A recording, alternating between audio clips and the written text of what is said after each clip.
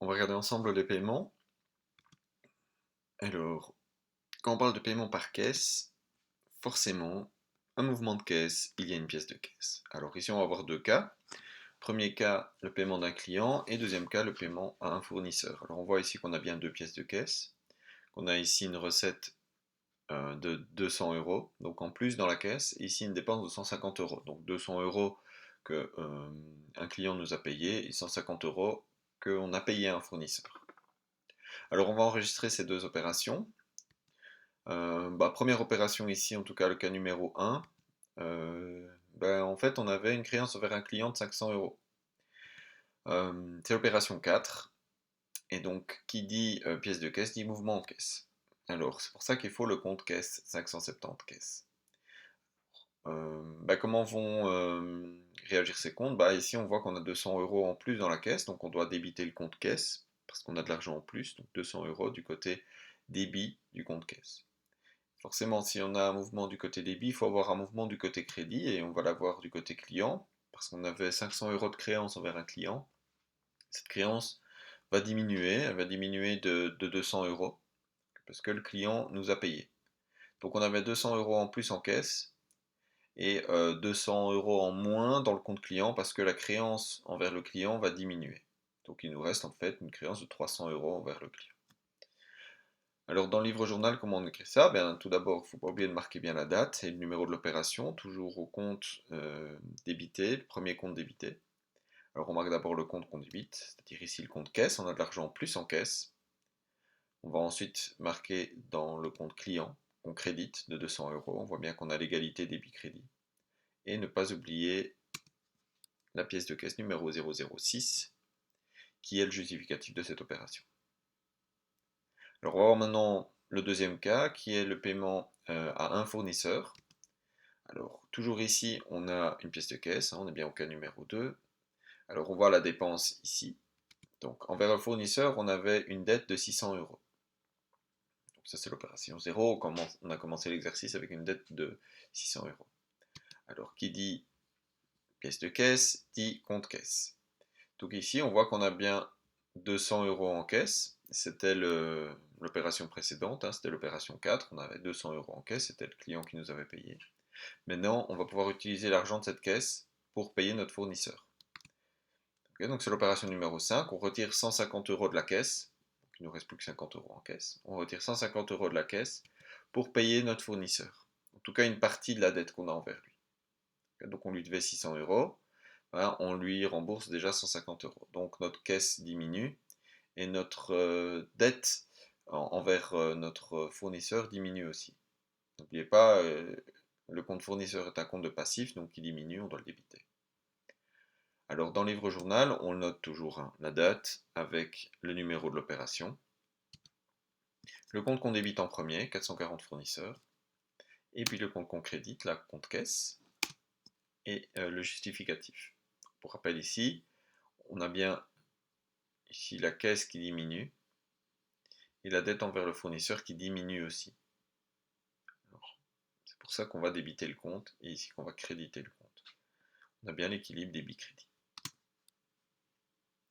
Alors le paiement par la banque, alors qui dit mouvement en banque, dit extrait de compte.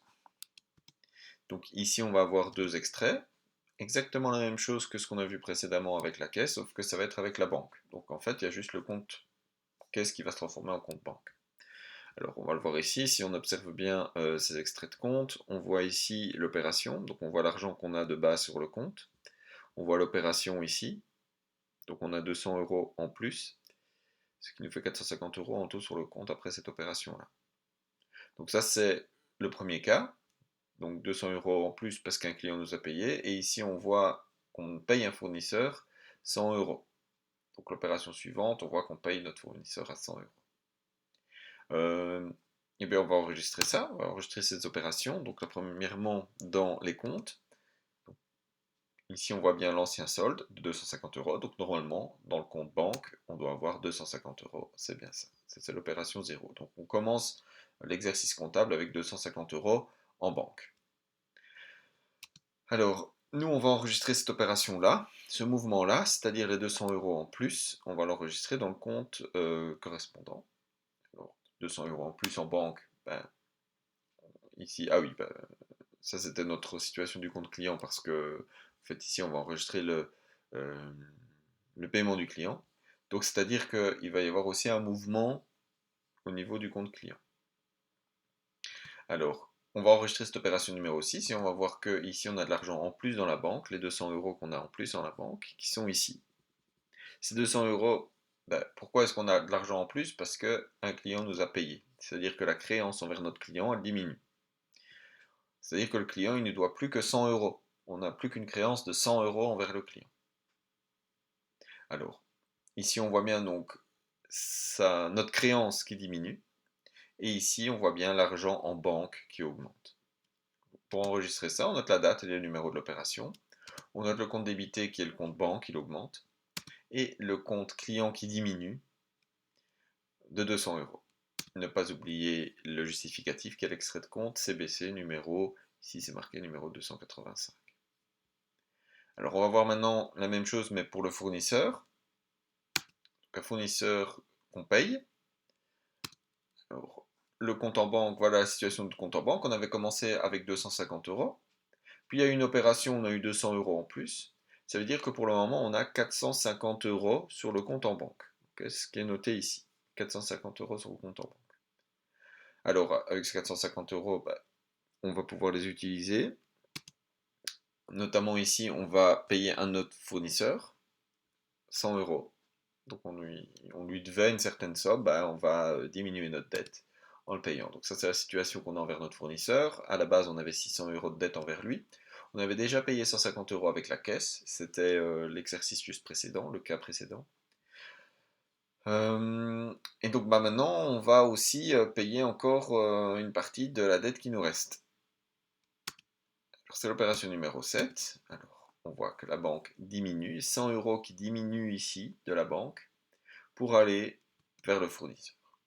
Donc notre compte en banque diminue et notre dette envers notre fournisseur diminue aussi. C'est pour ça qu'on a crédit moins, débit moins. La banque crédite le compte banque, c'est un compte d'actif, et on débite le compte fournisseur parce que c'est un compte de passif. On a bien l'équilibre débit-crédit, on peut le vérifier ici dans le livre journal. Donc la date de l'extrait avec ici le numéro de l'opération, le compte qu'on débite en premier, fournisseur, ensuite le compte qu'on crédite, et enfin le justificatif.